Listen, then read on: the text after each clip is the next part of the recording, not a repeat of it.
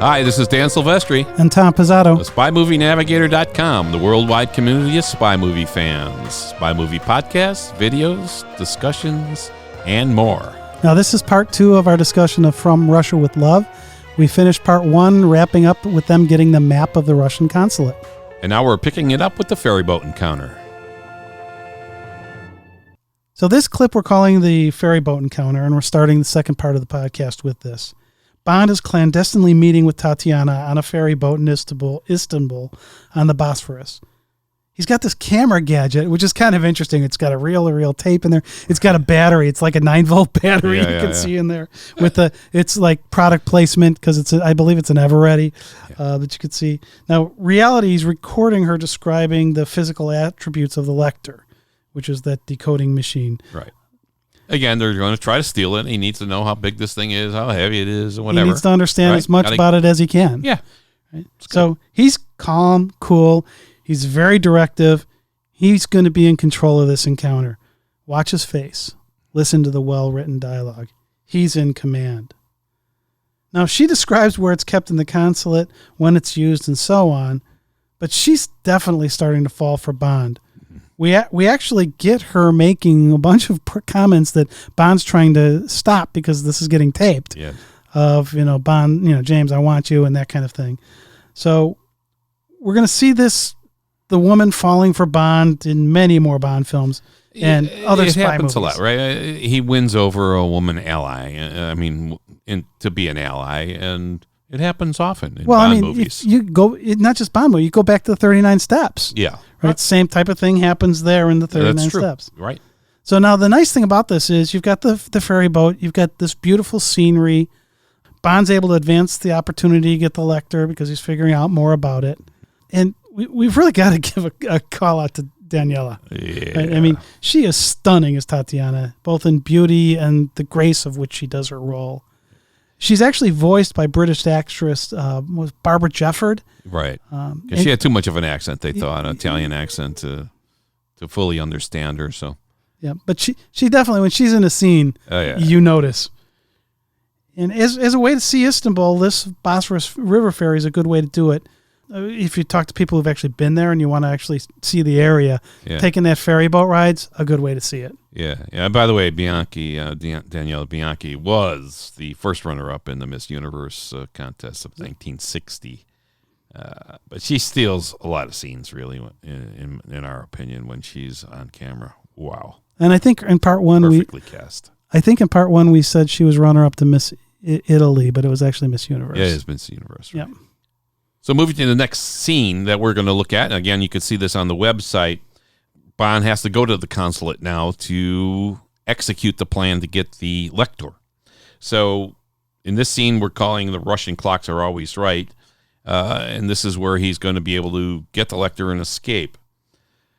Again, the Lecter is the reason Bond is in Istanbul, and here he receives clearance from M to proceed with the mission. So he was waiting to hear from M to make sure, hey, everything's still cool. Go ahead and get the Lecter. Yeah, and when they're playing the tape in M's office, and they get to some of those inappropriate comments, and then there's the comment in there about M. Yeah, about M and Bond on a trip. Yeah, it's like, oh, cut that off.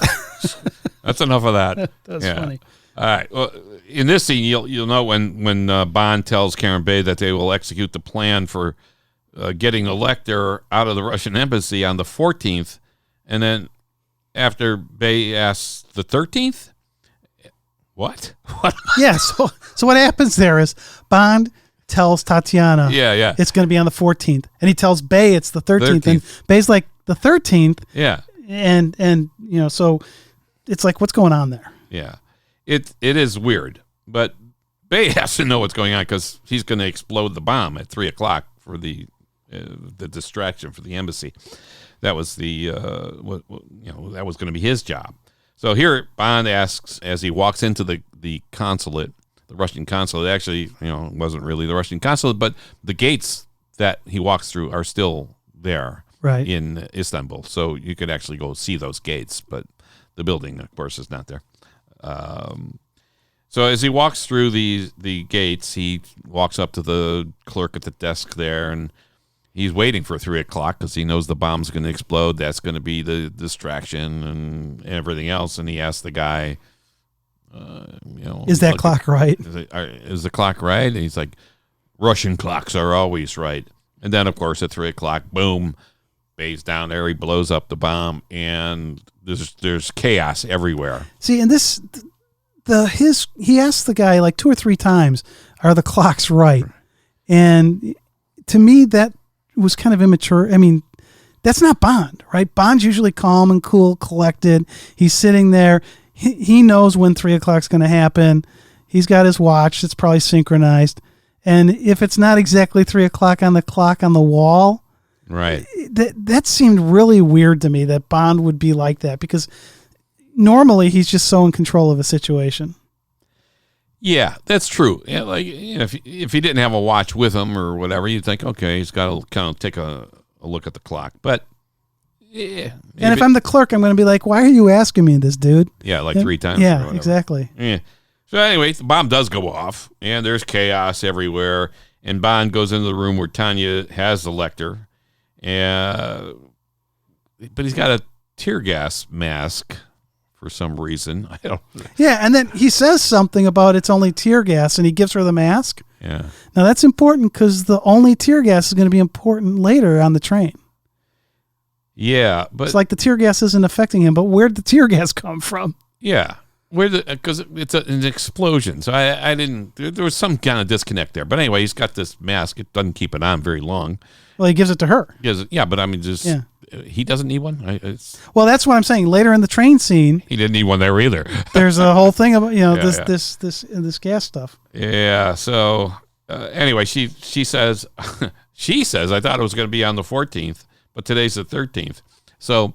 I don't know. Maybe there was some kind of thing on Bond's plan, to say, I'm going to fool everybody and say it was going to be the 14th, because if they execute it on the 13th and someone thought it was going to be the 14th, they'd be ready for the 14th.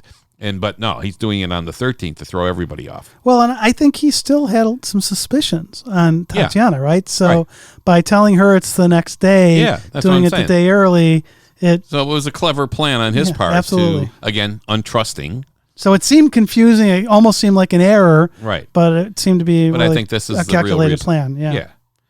So I think that's it. So, again, being cautious. Anyway, he gets the Lecter, and they escape through some underground thing, and they pop up on a street somewhere, and he's got the Lecter.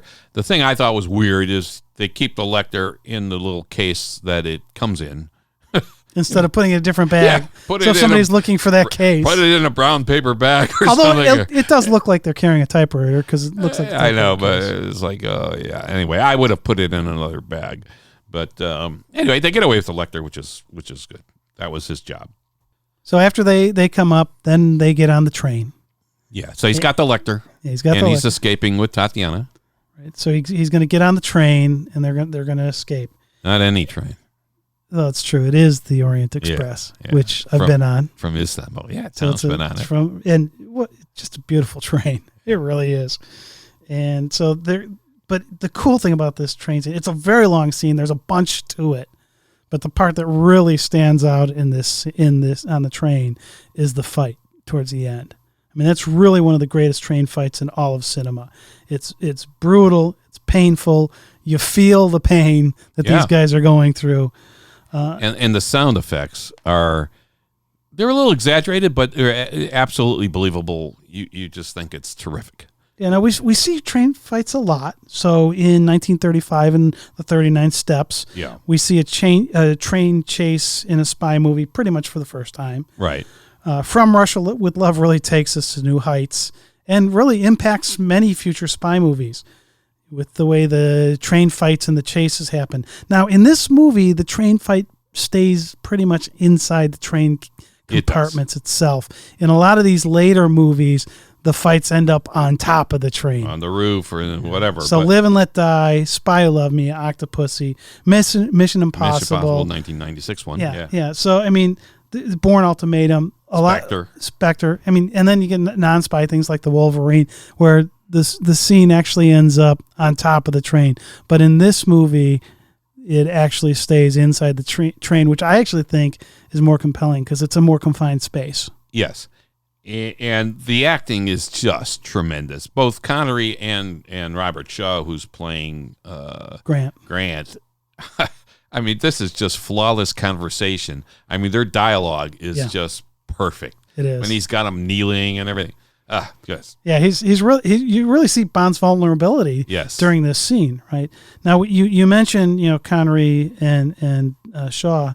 They actually the doubles. So when the heavy hitting happens, right? So you've got Bob Simmons as Sean Connery's stunt double, and Jack Cooper was the stunt double for Robert Shaw. So let's give them some credit there. Yeah, I mean, and again, Q's attaché case, his smart piece of luggage, saves the day here for Bond. But Grant's got Bond on his knees, and his dialogue is like, I've got complete control of you. My job is to kill you, and how I kill you is up to me, and how long it takes. The first shot's not going to kill you. The second shot's not going to kill you. You're going to suffer till you kiss my feet. I mean, it's just brutal. And Bond is there like, holy crap. How am I going to get out of this one? Yeah.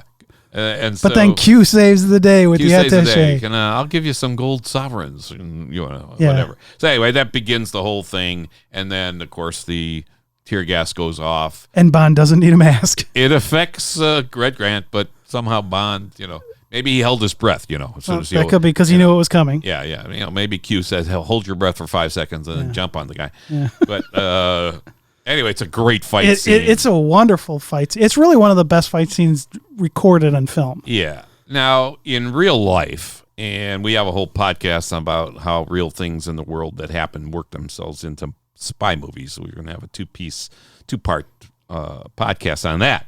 But this is actually based on a real incident. A U.S. naval attaché, Eugene Karp, K-A-R-P, in Romania, he was on board the Orient Express in Bucharest in February 1950. And they think, although they haven't confirmed that Russian spies assassinated him, and they dumped his body near Salzburg in Austria. So this, and Fleming knew this because he was in naval intelligence and everything else, so he knew stuff that was going on. So they think this was based pretty much directly on this incident of this real guy, Eugene Karp. So another example of history finding its way in a slightly different fashion in a Bond film. Yeah. I mean, stuff that really happens in real life are working themselves into these spy movies. So again, look for that podcast. It'll be coming up soon. And we'll have a lot of things like that in there. Yeah, so now this train scene is... so this was a real murder on the Orient Express. It really was a murder on the Orient. That's cool. Yeah, I like that. Yeah. Right, so it's really a tremendous scene here. And if we think back to the pre-title, Shaw's training to kill Bond. He's got that watch with the Garrett, the Garrett watch thing, so he can strangle people with it. And actually, that watch gets turned on Grant. And Bond uses it to get Grant. Yeah, the Garrett watch. Now the other thing about that Garrett watch that I find interesting is later in the series, in On Her Majesty's Secret Service, Bond resigns and he goes back to his desk and he's picking up the souvenirs of his life as a spy. And they show you souvenirs, little pieces from the other movies. Yeah. And the Garrett watch is what he Honey he Rider's holds. knife, the watch. Exactly. So the watch is what he holds up, thinking back to this mission. Yeah. I want to give a shout out to Ben McIntyre, whose book Ian Fleming plus James Bond has a little bit more information about this Karp guy, Eugene Karp, the murder who actually on the got Orient murdered Express. on the Orient Express. There you go. So after the train fight scene, the train is supposed to stop at this precise location, and it's not a regular stop. It's between stops because there's a truck and a guy waiting for Red Grant to get off the train with the Lecter. However, Bond's already killed Grant. So Bond and Tanya get off the train, and they get the better of this guy with the truck. And so Bond gets into the truck. He's got the guy kind of tied up in the passenger seat of the truck, and Tanya's in the back. It's got flowers all in the back of the truck. She's in there kind of hiding. And then She doesn't hide too well. and frankly, I don't want her hiding. She's a beautiful woman. And so now they're trying to escape with the truck. And this is where the helicopter starts chasing them, probably realizing, hey, wait, that wasn't Red Grant or whatever. So they start chasing Bond, driving the truck. And this is the pursuit now with the truck versus helicopter.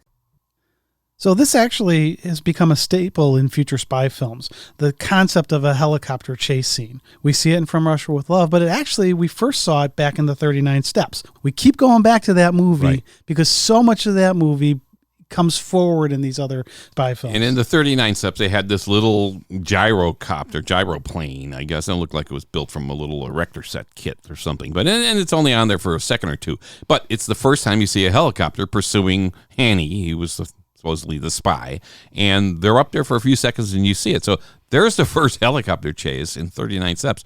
It's influenced many movies after that, including From Russia with Love, the Mission Impossible movies, and everything else. This is how all these movies kind of tie together. Yeah, absolutely. I mean, and the helicopter's used in different ways in these different movies. So you've got a pure chase, which is what's happening here in From Russia with Love. But if you go into License to Kill, it's the Coast Guard helicopter going after the plane and picking up Sanchez. Yeah, and picking him up. So you've got the helicopter being used a little bit differently. Then in Mission Impossible, you've got the scene where the helicopter's chasing the train. Yes. And in the tunnel, which is a really neat, novel way of taking this one more step forward. And then you get into Fallout, where you get the helicopter pursuit, where Ethan Hunt is flying the helicopter, and it kind of felt to me like it was Star Wars-ish, right? They're going through the... kind of like trenches or whatever. Yeah, going through the trenches or whatever with it. It kind of really had a Star Wars feel to me. So you could see this concept that started at 39 Steps with a very basic thing. Yeah. Comes into From Russia with Love, a very important part of this movie, and then that concept continues to go forward and evolve over time. Yeah, and we'll see this in tons of spy movies to come, and all the ones after the 39 Steps, that you'll see little snippets and stuff that happen in one movie that's going to impact how things happen in other spy movies. And that's what this is all about. That's what we're trying to do, is connect all these little pieces. Yep. So back to this truck versus helicopter scene. Yeah, so one of the things I really love about it is Bond happens to have exactly what he needs. He got it from Q. Yeah. He's running with that briefcase, and he reaches in the briefcase and pulls out the AR-7. Yeah, if you don't know what's in the briefcase, you're thinking, what's this guy? He's running away from a pursuit with his briefcase. What's in there? But, of course, we already know what's in there from the train scene. Yes. And so we know, okay, he's got the rifle in there. He's got stuff he needs. Yeah. So that's cool. And, again, this, if you look back at the 39 Steps, was a Hitchcock-produced movie. So was North by Northwest. And in North by Northwest, you have the crop plane chasing Cary Grant, who they think is a spy. And that's, again, another chase scene similar to this chase scene. So it all kind of flows together and impacts one another. Yeah, it really does. But I just love it when Bond happens to have exactly the right tool, because Q gave it to him for the situation he's going to be in. Q Branch is good. Yeah, they're good. Now this scene and the running on the hill and him climbing under the rock and everything, that was actually filmed in Scotland. So right. They were in Istanbul, and they had some issues with the water and stuff because they knew the next scene was going to be a water scene. Yeah, the next thing we're going to talk. Chase. Yeah, we'll talk about the boat chase a little bit later, but they ended up doing this in Scotland. Yeah. And so, and I can't pronounce, I am so bad with names, but it's Lochgilphead, Scotland, or something like that. And I'm sure I butchered that, right? But my wife and I were there, and I went off to try to find where this was. Yeah. And we pull up to a gate. I get out of the car and tell my wife, I'll be back in a few minutes.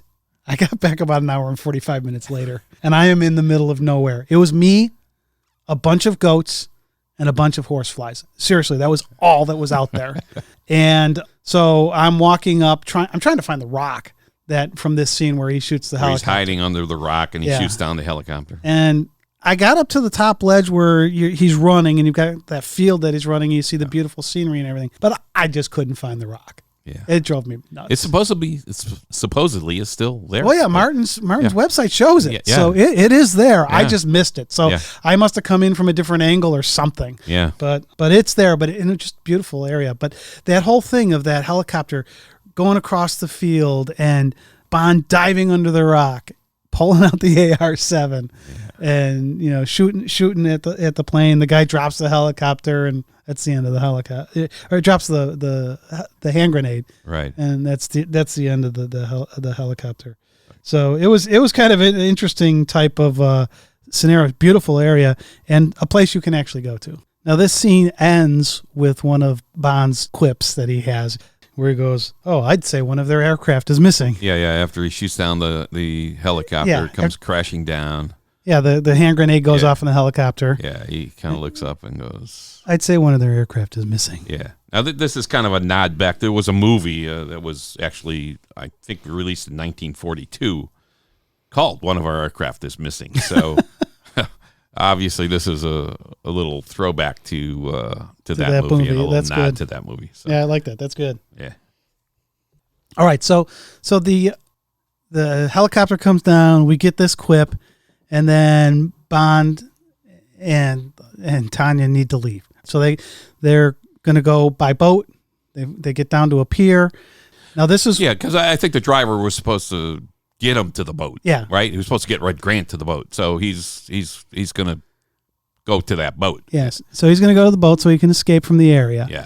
And this was where they were supposed to film this scene in this next scene, which we're calling Escape to Venice. They were supposed to film that in Turkey. Right. And the weather was bad. They had a problem getting the boats. People were getting seasick. They had the crew, staff, everybody was getting seasick because of the rough waters. Yes. And I've been there. And not on that site, but I've been there where I've been on rough waters on a boat, and that's not a good thing. Yeah. So somehow they get from Turkey and they decide to go to Scotland to shoot this. Yeah. So they are going to go and they're going to actually do this, and they drive the truck down this hill and make a right-hand turn and pull onto a pier, and there's a boat waiting for them. Now, you can actually go there yourself. I've been there. Yeah. This was another one of those that... You've been to the actual pier. To the actual pier. That's in the movie. And we've got some film of that, right? Yeah. Tom shot some film of that when he was there. Up in the location videos part of our website. Yeah. We've got it's a short little clip, but it's actually kind of cool because you come in and in there we tell you how to get there, but you go down this hill and there's this little building to the right, and in the movie as the truck's coming down, and in the movie there's a building there, but I think it's a different building now. Yeah. And so you get down there and you get to this pier, and the pier's not it's the same shape as it was in the movie. Right. But you can tell it's the same pier. Yeah, and it's pretty isolated. Yeah. But you can sit there and you can see right where they took off from. Yeah. And you can see the bluffs and stuff in the background, too, that you saw. Yeah, exactly. That are in the film. So you can see it really is the same place. Yeah.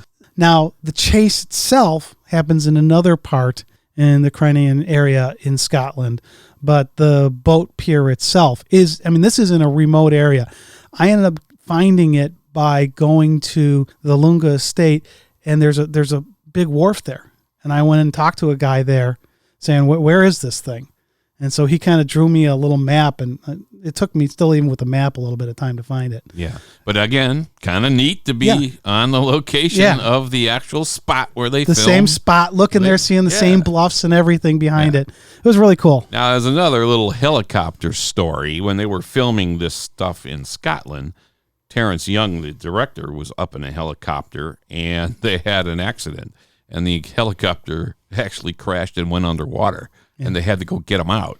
And he was bruised up a little bit, but they said, like within an hour and a half, they were filming again. He just let's keep going. Let's keep going. So, and it was weird. And then they had to get up early to film some of these scenes. And so Daniela Bianchi is en route to the scene where they're going to be filming, and her driver was really grogged out and tired. He crashes, and she got injured. She was all kind of swollen up and everything else, so they had to wait a little bit for that. It was like, oh my God. Yeah. So stuff really happens. Yeah, well, it does. And now the scene that happens after they get in the boat and they're then in the chase scene, and there's they're shooting the things off at him, trying to hit the boat, and they keep missing it. And so you've got all those boats pursuing Bond and Tanya, and that scene then they're shooting bullets at Bond and Tanya, and they hit the gas tanks. Yeah, the oil barrel, the extra fuel. The extra fuel things. And so barrels. Bond releases those. They get out in the water, and then he shoots like a flare gun or something. Yeah. And it sets this chain reaction of fires that happen here.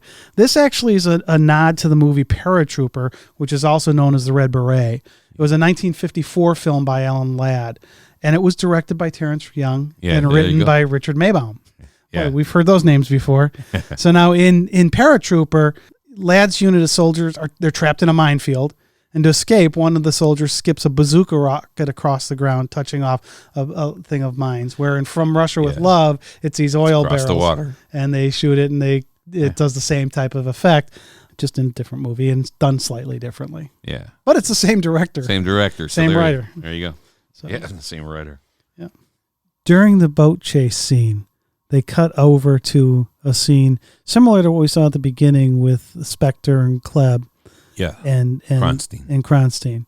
Yeah. And this time it's Blofeld's not happy. Right. And they keep calling him number one. They didn't get Bond. Yeah, they didn't get Bond. And they don't have the Lecter. Yeah. But we also don't know much about Spectre. I mean, in Dr. No, it was mentioned, but it wasn't. They didn't go into deep about it. No. But we're starting to see more about who Spectre is, right, as an organization. We get a glimpse of number one. Now, we see him from the shoulders down. We don't see his face, and he's stroking the white cat. Yeah. Now, the interesting thing about that white cat is that we see it in almost every instance that we see Blofeld in a Bond movie. Yes. But cats actually kind of have a significance in other films.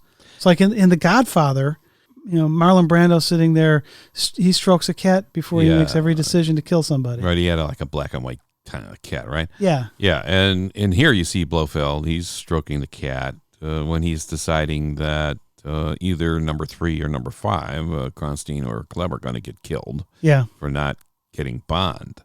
And you see Klebb sweating it out a lot. And he's stroking the cat as he presses the button, and Morency comes in. Morency, yeah. And so, and it's been in, the cats have been dominant in other movies too. Bell Book and Candle with Pyewack, and it was kind of a mysterious cat. Even Corello, 101 Dalmatians. Yep. Cats have had this role where they're either part of the evil plot or sometimes they're on the good side, and sometimes in the middle. But here you see Blofeld, kind of like the Godfather. There's a good connection there because it's definitely, is it showing their softer side? Oh, they're stroking a cat or whatever, but they're doing it when they're going to kill people. They're thinking, I've got to calm myself down because I'm going to say off with their head. Yeah. So anyway, it's there, and here's another play. And we saw a cat earlier in this film when Klebb is waiting for Tatiana to come, and Tatiana's walking in Istanbul near the Blue Mosque, and she's going to meet Klebb. And as she's walking towards that door, a cat walks by, and I think we mentioned that earlier. And that's kind of like, cats are always this mystery. You don't know what's going to happen. Well, and we think of a black cat as being evil. We don't normally think of the white cat as evil. Yeah. Black and white has always been the thing in terms of films and stuff like that in films, that good versus evil or whatever in terms of just colors on stuff like cats or armies or whatever they did. Usually, except the Bond series seems to twist on that, because as Reno talked about when we played that clip from Reno about the Bond poster for Dr. No. For Dr. No, right. And Dr. No's in the light-colored suit. Yeah. Bond is in the dark suit. The cat is white. Yeah. And so it's this juxtaposition is really kind of interesting, because it's not how normally you see that portrayed. Right. So again, it's all with the mystery of cats too, that this kind of plays into the whole thing. So I think it's kind of a neat thing to take a look at and notice in this film. Not only him stroking the cat, but when the cat walks by and when Tatiana's Yeah, on her way. it's and then if you look at other movies, you see you'll pay more attention to this kind of thing. And it's like, oh yeah, this is it's those little subtleties that you can put into movies that people pick up. I mean, it's like the oranges in The Godfather too, right? Whenever you see an orange, it precedes a death. Yeah, right. It's here. He's stroking the cat. Somebody's going to die. Yeah. And so let's get into who's going to die. Yeah. All right. So let's talk about that. So Spectre wants the Lecter, and they don't have it. They want a Bond dead. They want a Bond dead. That didn't happen. Now the atmosphere of this scene and the scenery, it's just great. It's the terror and the look on Kleb's face when she thinks she's going to die, because you look at her face, and number one, she's a terrific actress, and she's playing the scene perfectly. But look at the beads of sweat on her forehead and her face. I mean, it just looks like, oh my God, am I in trouble? I know this is the end. Yeah. Right. But it's great for us as the audience member. And we also realize when at that moment when that's going on, one of those two are going to die. Yeah. Right. It's either going to be Kleb or Cranston. You don't know which one. Yeah. Right? But you know somebody's going. So we know that Spectre is going to really stop at nothing to what they do, and they absolutely don't tolerate failure. You don't mess up. So here's what I think with what you learned from Spectre from this film. You have a job for life with Spectre. You just don't know how long it's going to be. Exactly. So from Blofeld's perspective, Spectre always delivers what it promises, and that didn't happen in this case. Right. So we also see for the first time the poison blade. Yeah. Right. So Morenzi, who's the guy who comes in, who's actually used in a later series, but in later part of the Bond series as a different character.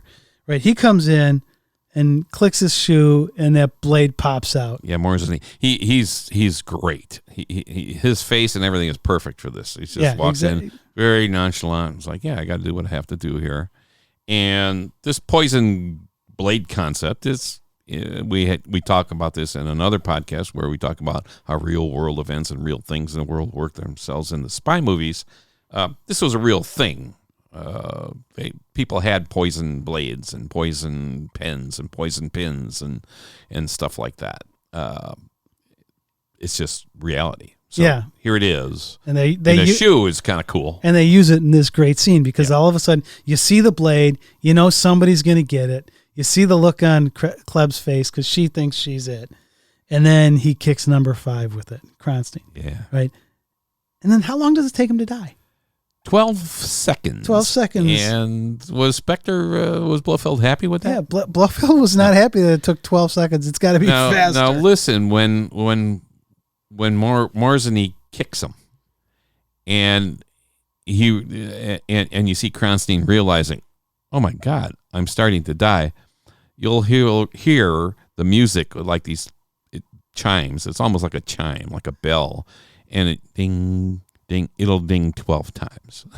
one for every second. And then he falls over and goes, ooh. And he's actually got another wonderful expressive face. Now, this whole thing about having the number 3 and number 5 going to number 1 and getting chewed out, and then somebody dies.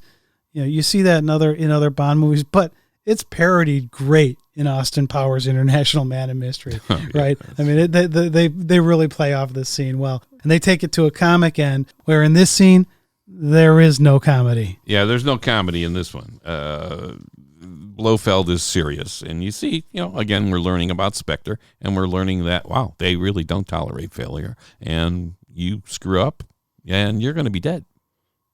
Yeah, and so then again, this is cut in to the boat chase. Right. So they get in the boat, they go in the boat, they're going to go to Venice, and then they're cutting this in. Right. And so now we then move into really what we're calling the Kleb's final assault. Yeah. Right, which is taking that knife a little further. Yeah, because now she's terrorized by Blofeld, right? She can't fail now, or else she knows she's going to be meeting up with Cronstein soon. Exactly. And so she's got, I gotta go find. She's got to take matters into her own. And I gotta get this Lecter. She's got to take matters into her own hands or her own foot. Yeah, as the case may be.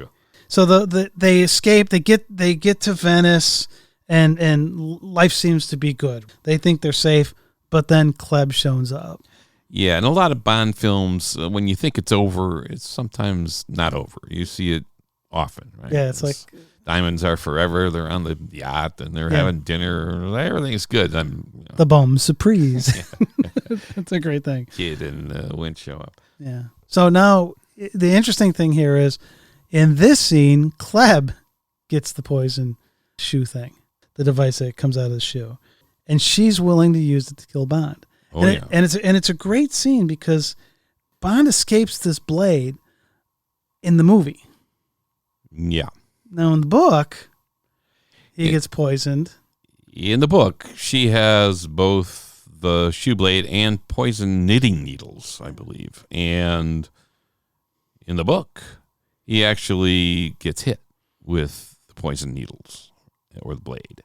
And it's kind of left, and we talk about this in our podcast, the Sherlock Holmes and Bond podcast we did, that was Ian Fleming trying to kill off Bond, because at the end of the book, From Russia with Love, you don't know if Bond is going to survive. Right. And Holmes did the same kind of thing. Yeah, Holmes did the same thing.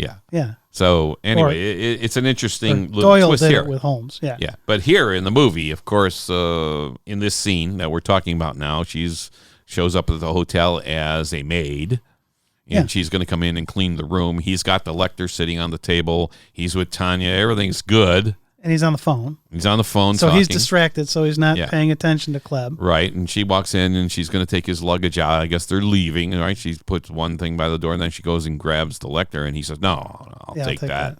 And then it all unfolds that Tanya sees her, and it's like, oh my God. Well, and I love she recognizes, of course. So she recognizes her, but then I love the scene in terms of how he uses that chair. It's kind of like he's a lion tamer, keeping the lion, trying to keep the lion at bay as Klebb's trying to poke him with the blade. Yeah, and she gets close. She definitely does. Yeah, she gets close a couple of times. Yeah, so and then twice during the scene, Tanya actually reassures Bond that she knows nothing about why Klebb is there. Yeah. Right. So as somebody watching the movie, the audience watching the movie, you see her twice kind of nodding her head like, no, I'm not with her kind of thing. But again, you still don't know. Right. She could still be fooling Bond, and maybe this is the ultimate thing. She told Klebb they're there. Who knows? We don't know that. But she's kind of reassuring Bond, hey, no, it's, I'm on your side kind of thing.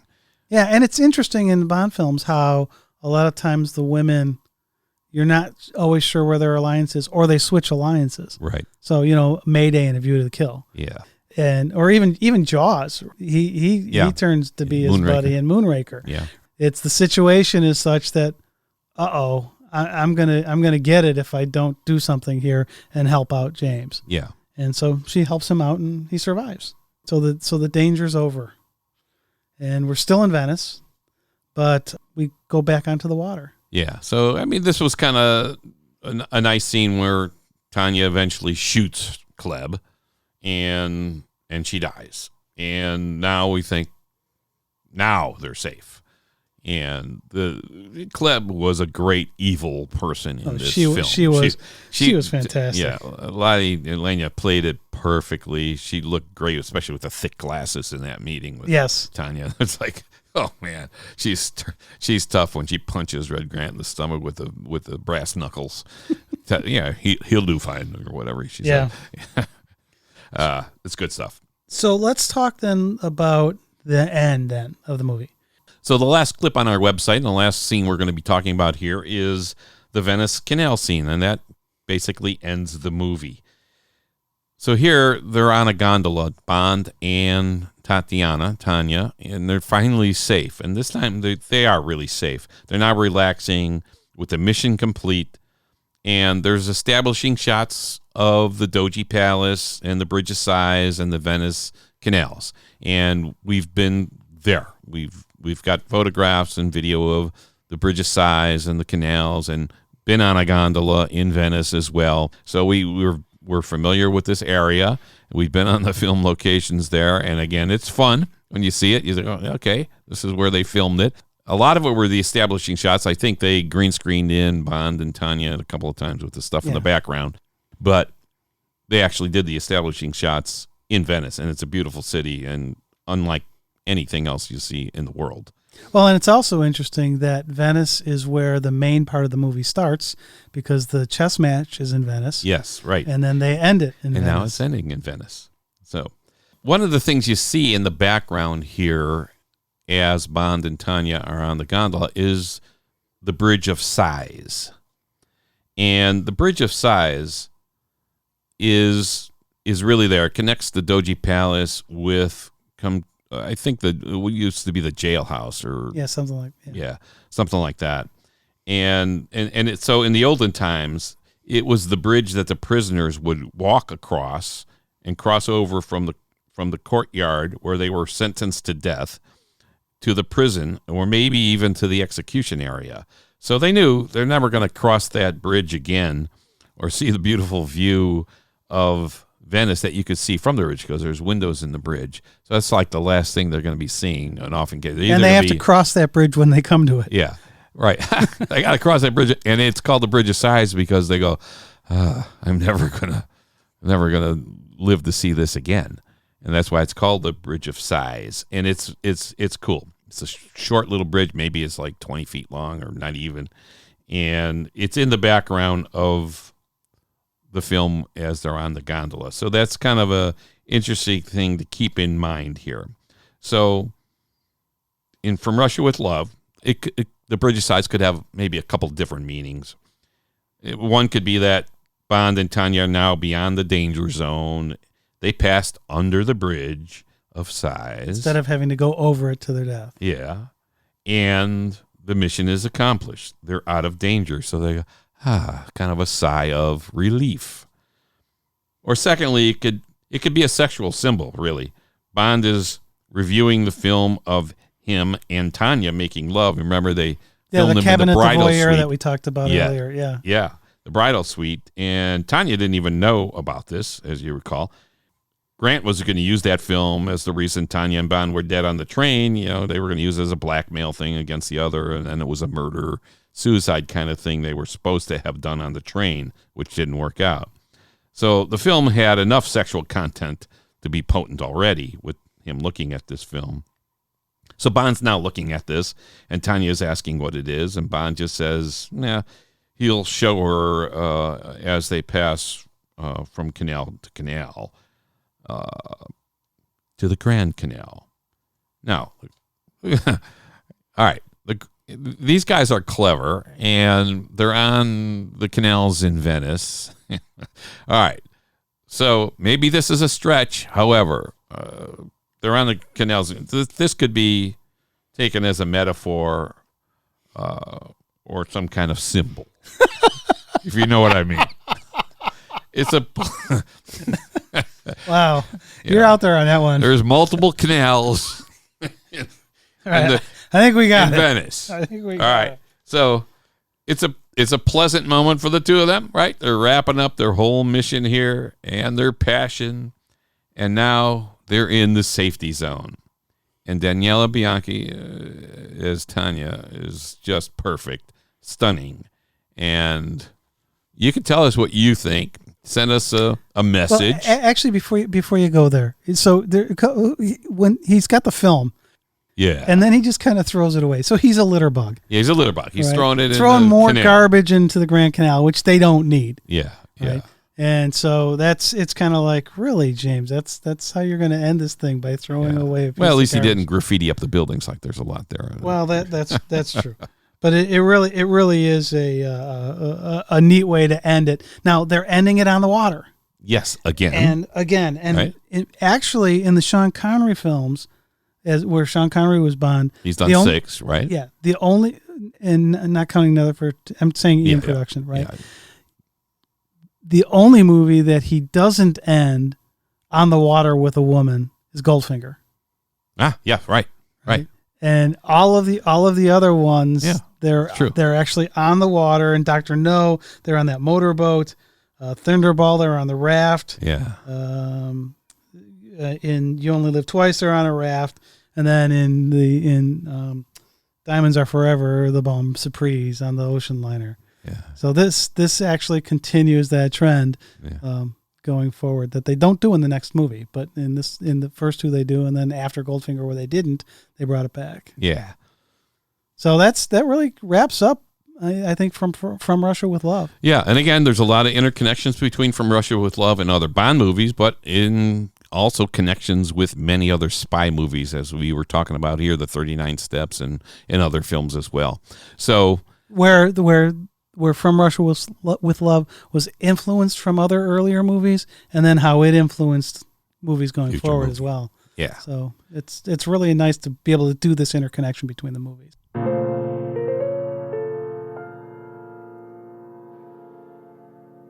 Thanks for joining us today. Download some more podcasts on our website, spymovienavigator.com, or through your Apple or Android devices. If you like us, give us a 5-star rating on your iTunes app or on your Android app. And also, we're looking for your feedback and your input. We talk about building the worldwide community of spy movie fans. We need your input. So leave us a comment. Go if you're on our website, you can go to About, Contact Us, and type something in there. There's a big red button on our website right on the right side of the screen that says send us a voicemail. You can send us a voicemail with questions about spy movies, your ideas about what we should be doing next, or any kind of feedback you might have.